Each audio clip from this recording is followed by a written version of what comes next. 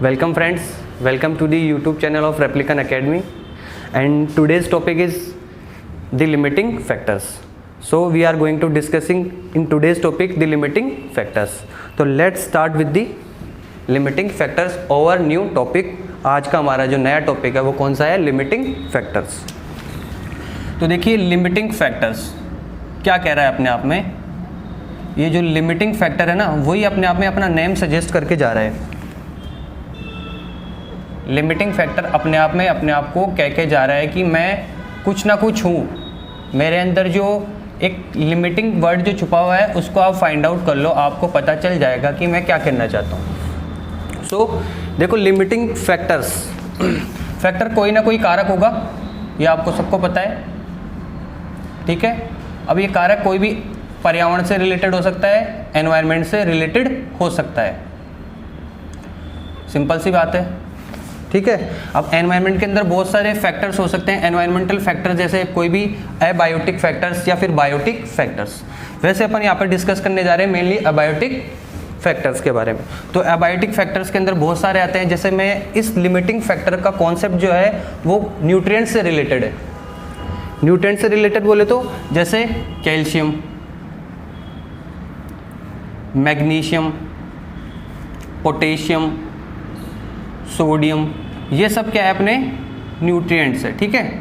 तो न्यूट्रिएंट से रिलेटेड है. इन सब फैक्टर्स की बातें करेगा, पर्यावरण कारकों की बातें करेगा लिमिटिंग फैक्टर्स. अब देखिए ये लिमिटिंग वर्ड जो है अपने आप में कुछ कह रहा है. क्या कह रहा है ये? लिमिटिंग का मतलब होता है, लिमिटिंग का मतलब होता है रिड्यूस करना. लिमिटिंग का मतलब होता है कम करना. कोई भी फैक्टर जो रिड्यूस हो गया या कम हो गया वो लिमिटिंग फैक्टर्स कहलाएगा. तो इसका मतलब होता है रिड्यूस करना, रिड्यूस करना या फिर बोलते हैं इसको कम कर देना. ठीक है. ये कहता है अपने आप में लिमिटिंग फैक्टर्स. तो इसकी डेफिनेशन क्या हो जाएगी कि any factor which reduce the growth of an organism called limiting factors. Limiting factor क्या होगा कि ऐसा कोई कारक या ऐसा कोई फैक्टर या फिर ऐसे न्यूट्रिएंट्स कारक या न्यूट्रिएंट्स फैक्टर जिससे एक ऑर्गेनिज्म की ग्रोथ जो है वो रिड्यूस हो जाए, मिलने से या फिर ना मिलने से. ऐसा कोई फैक्टर जिसकी ऑर्गेनिज्म को ज़रूरत है और उसको वो नहीं मिल रहा, तो वो फैक्टर क्या हो जाएगा? एज ए लिमिटिंग फैक्टर कहलाएगा. तो that's why we called it limiting factors, जिसकी वजह से उसकी ग्रोथ क्या हो जाए? रिटार्ड हो जाए नॉर्मल डेवलपमेंट से या नॉर्मल ग्रोथ से. That is called limiting factors. तो डेफिनेशन के अंदर अगर इसको लिखना चाहो तो लिख सकते हो. जैसे लिमिटिंग फैक्टर बोले तो any factors, any kind of factors. Okay okay. Any kind of factor, calcium, magnesium, potassium, sodium, phosphate, nitrogen, ये सब क्या है? पर्यावरणीय कारक अपने फैक्टर्स है. तो any kind of factors, any kind of factor which reduce the, which reduce, आप इसको बोल सकते हो और लगा के which reduce और which limit the growth of an organism, which limit the growth of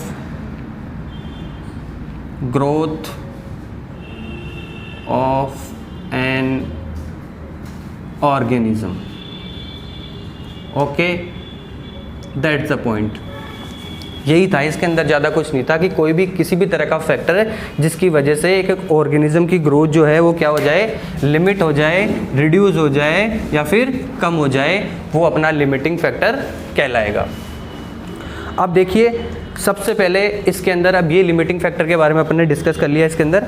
अब इसके अंदर जैसे जैसे आगे चला वैसे वैसे कुछ साइंटिस्ट आए तो उन्होंने अपने अपने मत प्रस्तुत किए, अपने अपने पॉइंट्स रखे कि ये एक लिमिटिंग फैक्टर होगा, लिमिटिंग फैक्टर का ये टर्मिनोलॉजी होगी, लिमिटिंग फैक्टर इस वे में काम करता है. तो वो वे क्या है वो अपन डिस्कस करने जा रहे हैं अभी. ठीक है. तो देखो पहला जो था लिमिटिंग फैक्टर का कॉन्सेप्ट दिया था लिबिग ने, Liebig's law of minimum. Liebig's law of minimum. अब देखो यहाँ पे एक नया कॉन्सेप्ट आया है, अपन ने लिमिटिंग फैक्टर के बारे में जान लिया, लेकिन वहाँ पे जो लिबिग नाम का साइंटिस्ट था, लिबिग, ठीक है, इसने क्या किया, एक नया टर्मिनोलॉजी जोड़ दी, नई टर्म इसके अंदर ऐड कर दी, वो क्या है, मिनिमम। वो क्या है, मिनिमम। अब मिनिमम का मतलब होता है कि कम से कम, कम से कम, यानी कि ये एक बिल्कुल सबसे लो से लो रिक्वायरमेंट है कि भाई इतना तो देना ही देना पड़ेगा। जैसे हम लोग कभी किसी के लिए किसी एग्ज़ाम का फॉर्म फिल करते हैं तो उसके अंदर अपने को बोला जाता है ना कि मिनिमम रिक्वायरमेंट, यस वही मिनिमम है। ये कौन सा, लिबिग्स लॉ ऑफ मिनिमम, यानी कि कम से कम इतना तो चाहिए ही चाहिए भाई, इससे कम में मेरा गुजारा नहीं होने वाला। ये बात बोल के जा रहा था लिबिग्स ने ये सब चीज़ें ऑब्जर्व की, ये सब चीज़ें ऑब्जर्वेशन थी। फिर जब ये ऑब्जर्वेशन असलियत के अंदर इम्प्लीमेंट होने लगी उन चीज़ों के ऊपर, तो वास्तव में ये सही कहा था इसने कि मिनिमम रिक्वायरमेंट तो चाहिए ही चाहिए, इससे कम में मेरा गुजारा कभी नहीं हो पाएगा। ये बात बोलता है कौन, लिबिग्स लॉ ऑफ मिनिमम। अब देखो किसी भी ऑर्गेनिज्म को, आज मैं हूँ आपके सामने या फिर एक प्लांट है आपके सामने, एक प्लांट भी है आपके सामने, तो देखो उसकी भी जो ग्रोथ हो रही है ना, एक प्लांट आपके सामने है आज, ये एक ऑर्गेनिज्म है।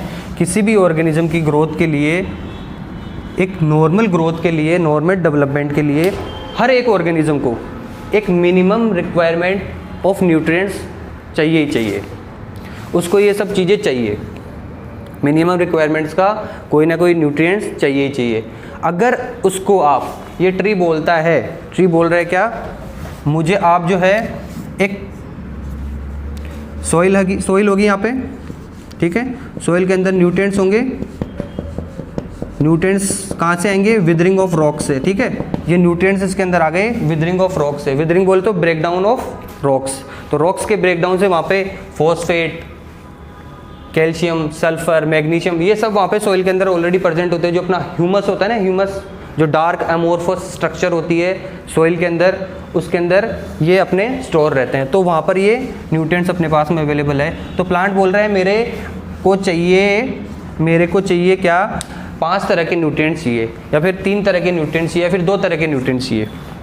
ये बोल रहा है मेरे को 5 तरह के न्यूट्रिएंट्स चाहिए मुझे सर, आप जो है सर कैल्शियम, ठीक है, वही ले लेते हैं अपन, जो है कैल्शियम जो है सर मुझे सिर्फ 20 ग्राम पर डे के हिसाब से दे दो, मैं आपको कुछ भी नहीं बोलूँगा दोबारा, ठीक है, मान गए तेरी बात। फिर बोल रहे हैं कि मुझे सर फॉस्फेट है ना, जो सिर्फ आप 15 ग्राम पर डे के हिसाब से दे दो सर, मैं आपसे कम से कम मिनिमम रिक्वायरमेंट है सर मेरी, ये कौन सी रिक्वायरमेंट है, ये कौन सी रिक्वायरमेंट है मेरी, मिनिमम रिक्वायरमेंट है सर, इससे कम में मेरा गुजारा नहीं हो पाएगा। अब बोल रहा है सर मुझे सोडियम जो है, वो सोडियम जो है 10 ग्राम पर डे के हिसाब से चाहिए मुझे सर। ओके, मैंने कहा ओके ठीक है, ले लेना, ठीक है, अभी तो मैं इसकी कंडीशन मान रहा हूँ जैसे जैसे ये बोल रहा है। फिर अपना नेक्स्ट में कोई भी ले लो, जैसे अमोनिया है, ठीक है, तो ये मुझे चाहिए 5 ग्राम पर डे के हिसाब से। सर ये कॉन्सेप्ट धीरे धीरे समझ में आ रहा है सर अब। तो ये सब क्या है, all are the minimum requirements, all are दी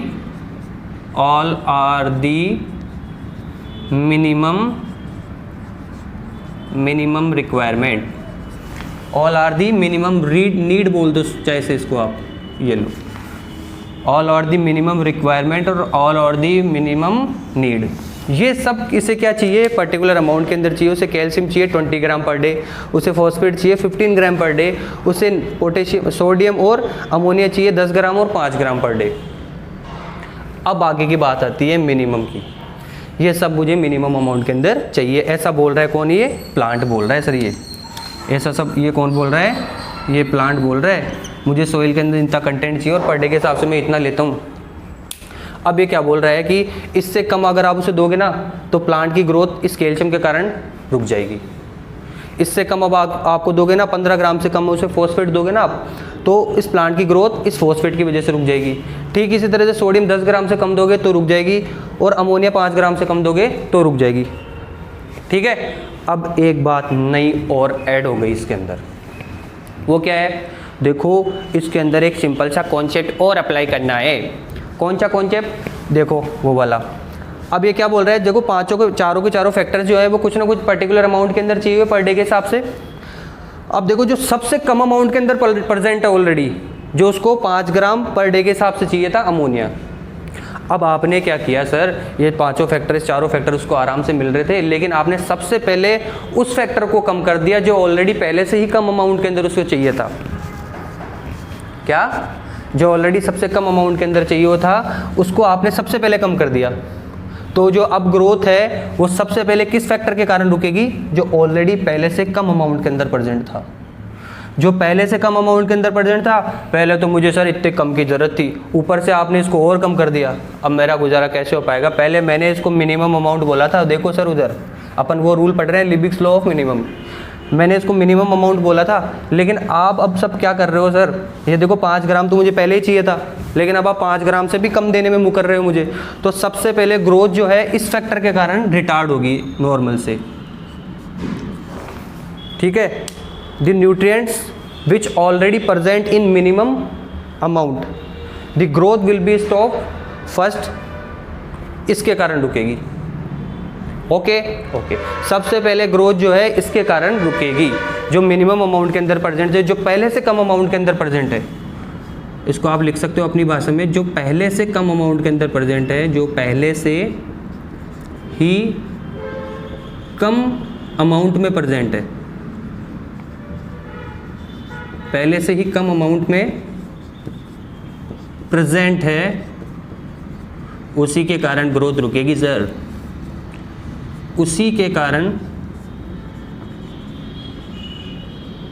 पहले ग्रोथ रुकेगी, पहले ग्रोथ रुकेगी सर। ये बात आप मान लो और ताला लगा लो दिमाग में और डाल लो, बंद कर लो इसको। तो ये क्या बोल रहा है कि मिनिमम पहले से मुझे कम अमाउंट के अंदर चाहिए होता है, जो फैक्टर्स पहले, जो न्यूट्रिएंट्स पहले ऑलरेडी कम अमाउंट के अंदर प्रेजेंट था, उसके कारण सबसे पहले ग्रोथ रुकेगी। ये बोल रहा था लिबिग्स लॉ ऑफ मिनिमम। ठीक है, कुछ ना कुछ कोई ना कोई फैक्टर होगा जो उसको कम से कम अमाउंट के अंदर चाहिए होगा। ठीक है, तो ये वाली बात आपको समझ में आ गई होगी। अब देखो एनी फैक्टर्स, ये क्या बोल रहा है कि any factor which is required in minimum amount and suddenly the environmental condition change and resistancy comes, और रेजिस्टेंसी आ गई उस एनवायरनमेंट के अंदर, तो सबसे पहले उस फैक्टर के ऊपर इफेक्ट पड़ेगा जो ऑलरेडी कम अमाउंट के अंदर प्रेजेंट था। तो ये कॉन्सेप्ट था किसका? लिबिग्स लॉ ऑफ मिनिमम का। जो सबसे कम अमाउंट के अंदर प्रेजेंट था उसके कारण सबसे पहले ग्रोथ रिटार्ड होगी, ग्रोथ सबसे पहले कम अमाउंट वाले फैक्टर के कारण रुकेगी। सो अब नेक्स्ट के अंदर डिस्कस करते हैं अपन इसका ही आगे का एक्सटेंशन। ठीक है, इसी का आगे का एक्सटेंशन। अब देखो वो क्या कह रहा था देखते हैं आगे अपन। तो ये बात आपको समझ में आ गई होगी, जो सबसे कम अमाउंट के अंदर प्रेजेंट था उसके कारण सबसे पहले ग्रोथ रुक गई थी। ठीक है, लेट्स डिस्कस विद नेक्स्ट। देखिए सब दूसरा वाला कौन सा है अपना, इसी का ही एक एक्सटेंशन था जिसको अपन Blackman's law of limiting factor के नाम से जानते हैं। क्या था वो? Blackman's law of limiting factor, Blackman's law of limiting factor, limiting factor. Sir ये बात भी उसी से रिलेटेड है? मैंने कहा हाँ ये बात भी उसी से रिलेटेड है। बोला समझाओगे? बिल्कुल यस, क्यों नहीं समझाएंगे, आराम से समझाएंगे। बोला क्या है इसके बारे में बता दो। बोला मैंने सिर्फ सिंपल सी एक ऑब्जर्वेशन की, पहले से ब्लैकमैन को आइडिया मिल चुका था लिबिग से। बस साइंटिस्ट का हमेशा काम हुआ करता है कि कहीं से एक बार आइडिया मुझे मिले और उस आइडिया को मैं और भी आके लेके जाऊँ। ठीक है, तो ब्लैकमैन को भी वो आइडिया मिल चुका था लिमिटिंग फैक्टर का, जो रिड्यूस कर रहा था किसी ऑर्गेनिज्म की ग्रोथ को। ऐसा ही आइडिया इसको मिला। अब इसने क्या किया, उसने कहा कि यार एक ऑब्जर्वेशन की, उसने कहा कि जितने भी बायोलॉजिकल पाथवे होते हैं अपने एक ऑर्गेनिज्म के अंदर, एक ऑर्गेनिज्म के अंदर जितने भी बायोलॉजिकल पाथवे होते हैं, ये एक ऑर्गेनिज्म है, इसके अंदर जितने भी बायोलॉजिकल पाथवे होते हैं, ठीक है, ये एक ऑर्गेनिज्म है, इसके अंदर बायोलॉजिकल पाथवे चल रहे हैं अपने, बायोलॉजिकल पाथवे। क्या बोल रहा है ये सर? ब्लैकमैन बोल रहा था, मुझे, मैं नहीं बोल रहा था ये बात की, ब्लैकमैन ने बोला कि सर बायोलॉजिकल पाथवे होते हैं हर एक ऑर्गेनिज्म में, ईच एंड एवरी ऑर्गेनिज्म के अंदर बायोलॉजिकल पाथवे होते हैं, ठीक है। ये मुझे बात पता चली ब्लैकमैन से। तो हर एक ऑर्गेनिज्म के अंदर बायोलॉजिकल पाथवे होते हैं। अब ये बायोलॉजिकल पाथवे के अंदर देखो, जैसे मैं ह्यूमन की बात करूँ या फिर किसी एनिमल की बात करूँ तो ये है ग्लाइकोलाइसिस, ग्लाइकोलाइसिस। प्लांट के अंदर आप बात कर लो फोटोसिंथेसिस, ठीक है, फोटोसिंथेसिस। इसके अलावा आपका TCA साइकिल, जिसको अपन क्रेब साइकिल भी बोल देते हो, ठीक है, क्रेब साइकिल, ठीक है। मेरा ऐसे ही चलता है, आधा इंग्लिश और आधा हिंदी, अपन इंग्लिश पढ़ते हैं, ठीक है। तो glycolysis is a multi step pathway, multi step biological pathway, photosynthesis is a multi step biological pathway and Krebs cycle और TCA cycle is also a multi step biological pathway. तो all are the multi step pathway. अब आपको बस यहाँ पे एक छोटा सा काम करना है, मल्टी स्टेप पाथवे।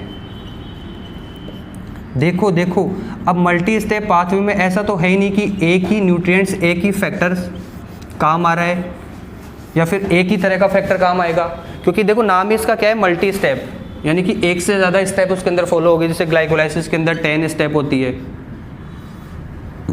कि नहीं, 10 स्टेप। ग्लाइकोलाइसिस के अंदर कितनी स्टेप होती है, 10 स्टेप। तो 10 स्टेप के अंदर क्या एक ही फैक्टर काम आएगा अपने सारी की सारी 10 स्टेप के अंदर? नहीं आएगा ना। तो that's why we called it multi step pathway. अब उसने ऑब्जर्वेशन की कि फोटोसिंथेसिस को लेकर इसने पिक किया इस वाली बायोलॉजिकल प्रोसेस जो प्लांट्स के अंदर पाई जाती है, फोटोसिंथेसिस। इसके अंदर इसने ऑब्जर्व किया, सर देखो क्या ऑब्जर्व किया, यहाँ पर देखते हैं। इसने बोला कि सर एक बायोलॉजिकल पाथवे में, एक मल्टी स्टेप पाथवे में मल्टीपल फैक्टर्स काम में आते हैं। तो एक फैक्टर पहले अपना काम करके जाएगा, उसके बाद में वो कुछ अलग तरीके का प्रोडक्ट बनाएगा, फिर उस प्रोडक्ट को कोई दूसरा फैक्टर मॉडिफाइड करेगा, फिर आगे इस तरह से कैस्केड चलती जाएगी, प्रोसेस एक के बाद एक। ये चीज़ होती है किसके अंदर, मल्टी स्टेप पाथवे के अंदर, यानी कि multiple factor use, multiple factors are used.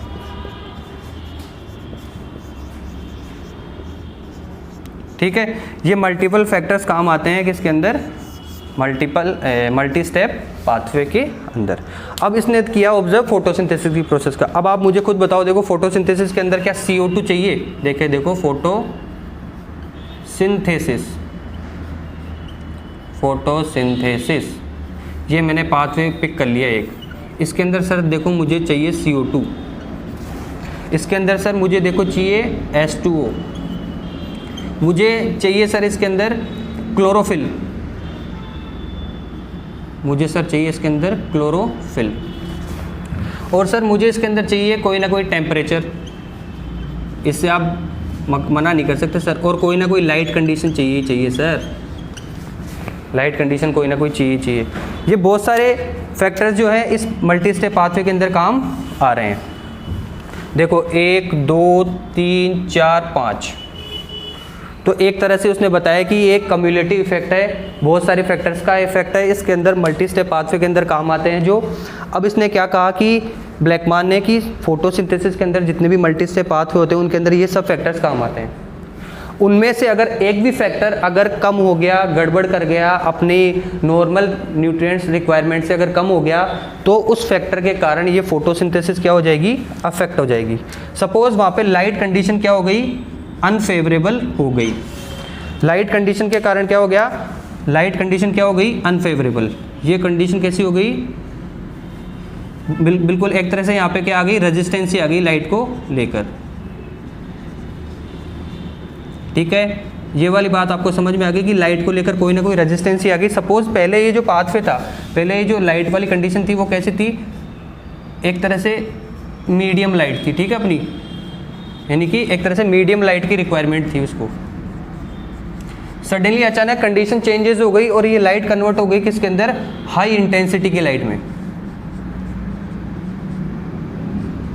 ठीक है। अब आपको अच्छी तरह से ये चीज़ समझ में आ रही होगी कि यार जो पहले उसको मीडियम लाइट वाला इंटेंसिटी चाहिए थी वो कन्वर्ट हो गई किसके अंदर, हाई इंटेंसिटी वाली लाइट के अंदर। तो अब जो है ये पाथवे जो है इस फैक्टर के कारण, लाइट वाले फैक्टर के कारण क्या हो जाएगा, स्टॉप हो जाएगा। ये कह रहा था अपने को ब्लैकमान। ये बात मुझे ब्लैकमान ने बताई कि नॉर्मल ग्रोथ हो रही है इसके ऊपर सर, नॉर्मल ग्रोथ हो रही है इसके ऊपर, लेकिन अब देखो उसको लाइट की कंडीशन, लाइट के अंदर रेजिस्टेंसी आ गई, एनवायरमेंटल स्ट्रेस आ गई, जिसके कारण हाई इंटेंसिटी की लाइट हुई। और हाई इंटेंसिटी के अंदर तो सर आप बोलो तो कुछ भी जल सकता है सर, प्लांट की पत्तियाँ क्या है। तो high intensity light Burns the plant cells, tissues को क्या कर देगी, वो बर्न कर देगी, टिश्यूज़ को जला देगी, इसलिए वो फोटोसिंथेसिस की प्रोसेस जो है इस फैक्टर के कारण सबसे पहले इफेक्ट होगी। तो एक कम्युलेटिव इफेक्ट देखा था। अगर ऐसा ही क्लोरोफिल का नंबर कम रह गया, क्लोरोफिल मॉलिक्यूल का नंबर कम रह गया, तो वो इतना एक्साइटेशन से उस एंटीना क्लोरोफिल मॉलिक्यूल तक नहीं पहुंच पाएंगे और फोटोसिंथेसिस की प्रोसेस के अंदर जो भी आगे मल्टीस्टेप पाथवे होते हैं वो एक्टिव नहीं हो पाएंगे। इसके कारण, क्लोरोफिल के कारण भी यह चीज़ हो सकती है। CO2 की कंसंट्रेशन कम हो गई, ज़्यादा हो गई, तो भी अपने को ये काम देखने को मिलेगा। अब आप देखो इसके अंदर एक चीज़ और है, जैसे इसको थोड़ा सा बेसिकली और समझते हैं।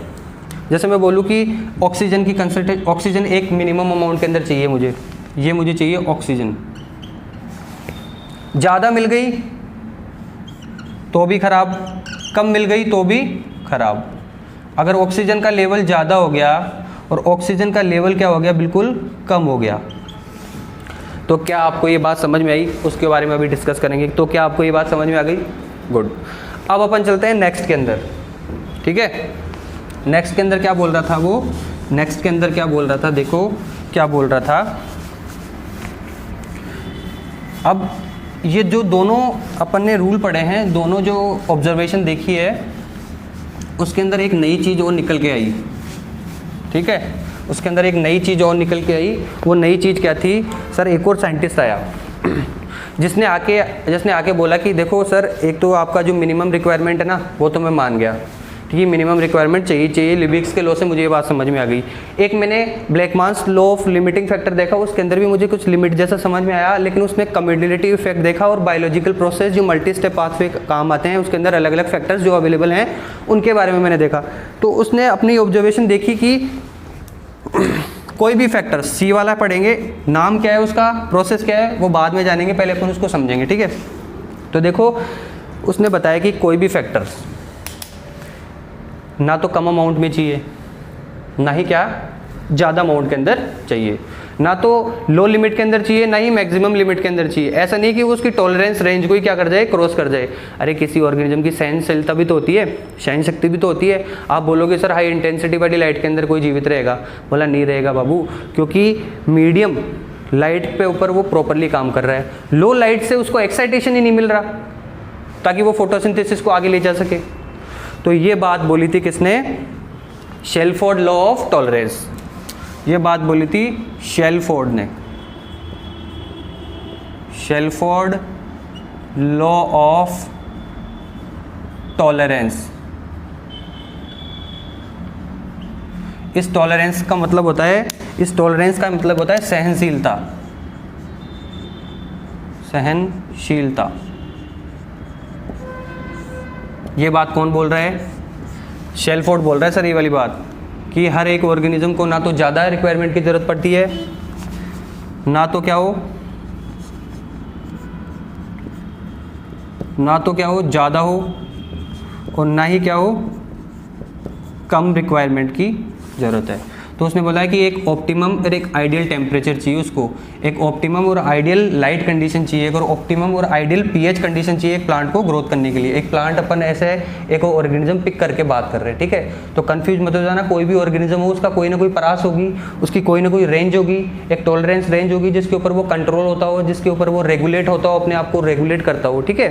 तो उस पर्पज़ के अंदर अपन बात करते हैं किसकी, ऑप्टिमम लॉ की, और ऑप्टिमम लॉ दिया था किसने, सेल्फोर्ड लॉ ऑफ टॉलरेंस। तो एक ऑप्टिमम रेंज के अंदर सब काम करते हैं, ऑप्टिमम रेंज।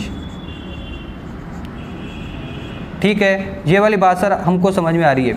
ना तो ज़्यादा चाहिए ना ही क्या चाहिए, कम चाहिए, ना तो ज़्यादा चाहिए ना ही कम चाहिए, एक मिडिल और एक ऑप्टिमम रेंज की मुझे क्या चाहिए, टेम्परेचर चाहिए, लाइट चाहिए, पीएच, ये सब कंडीशन मुझे चाहिए सर।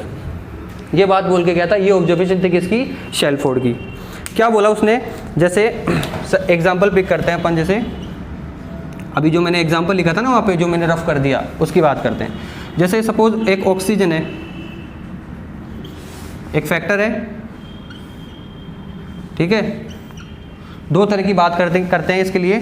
अगर ऑक्सीजन ज़्यादा हो जाए या फिर ऑक्सीजन कम हो गई सपोज पहले, या फिर इसके अंदर ऑक्सीजन ज़्यादा हो गई, दो कंडीशन की बात कर रहे हैं अपन। तो सबसे पहले ऑक्सीजन कम हो गई।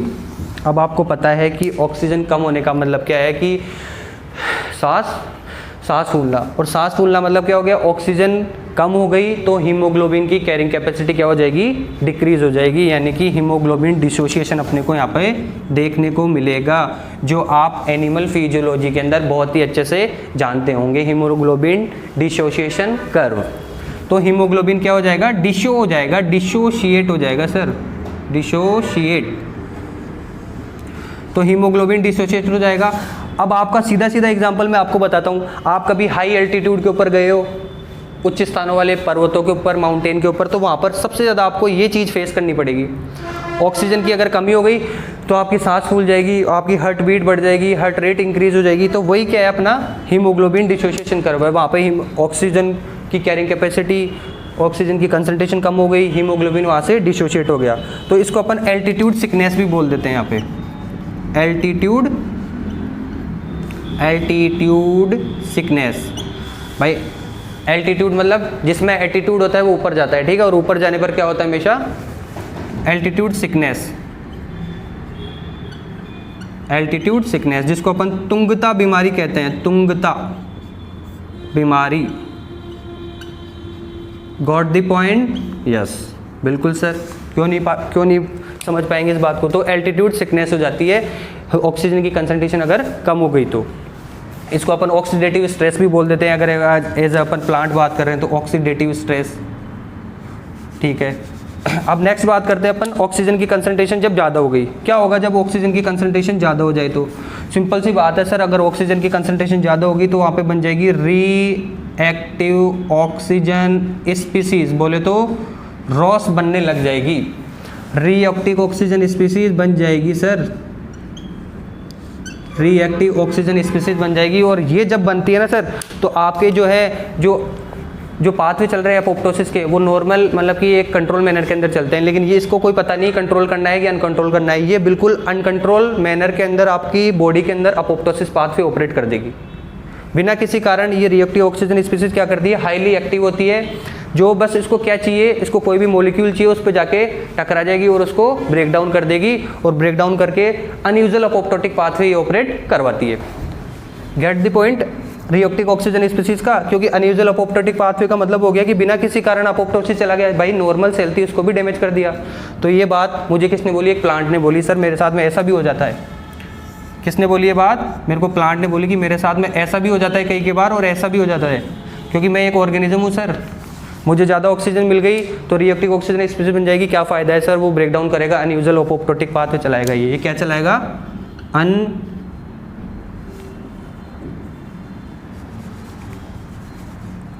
Unusual apoptotic pathway. ये सर ये बात बोल रहा है अनयूजुअल अपोप्टोटिक पाथवे ये बॉडी में ऑपरेट कर देगा सर, जिससे सर काम खराब हो जाएगा इसका। बिल्कुल हो गई, क्योंकि बिना किसी कारण अगर आप सेल को अपोप्टोसिस करोगे, नॉर्मली फंक्शन करती है उसको आगे ब्रेक डाउन कर दिया, तो इसलिए आपने देखा होगा, आपने ज़ेलवेगर सिंड्रोम का नाम सुन रखा होगा, तो वो इसी के कारण होता है, ऑक्सीडेटिव स्ट्रेस के कारण, ज़ेलवेगर सिंड्रोम, ठीक है। तो वो एक बीमारी है ज़ेलवेगर सिंड्रोम, ज़ेलवेगर सिंड्रोम, ठीक है। ये वाली बात हो जाती है अगर रिएक्टिव ऑक्सीजन स्पीसीज का नंबर बढ़ जाता है तो।